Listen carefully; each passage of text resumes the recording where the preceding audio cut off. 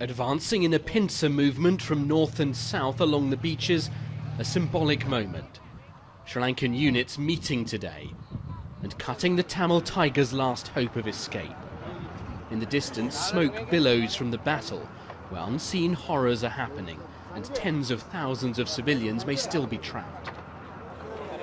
The army says this was the tigers destroying their own ammunition dumps. There's no way of knowing for sure. Children cling to rubber tubes as families cross a lagoon, desperate to get out of the line of fire.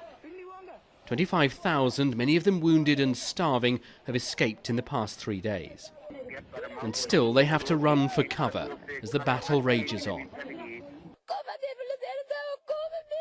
We haven't eaten for weeks, she says. I couldn't stand seeing the way children were suffering. Some had their limbs blown off, others just lying dead in the road.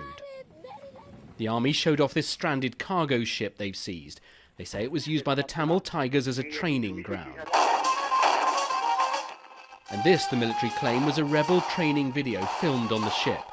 For 25 years, the tigers have fought for a separate homeland.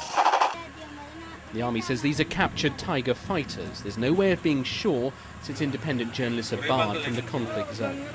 Tonight, Sri Lanka's president said the tigers have been defeated militarily. My government, with the total commitment of our armed forces, has, in an unprecedented humanitarian operation, finally defeated the LTT militarily. I will be going back to a country that has been totally freed from the barbaric act of the LTT. Here in Colombo, there's a sense this is the last decisive act in a quarter-century-long war. The government says almost all civilians are out of the conflict zone, but aid agencies have grave concerns that tens of thousands are still trapped, facing an unimaginable hell. Damien Grammaticus, BBC News, Colombo.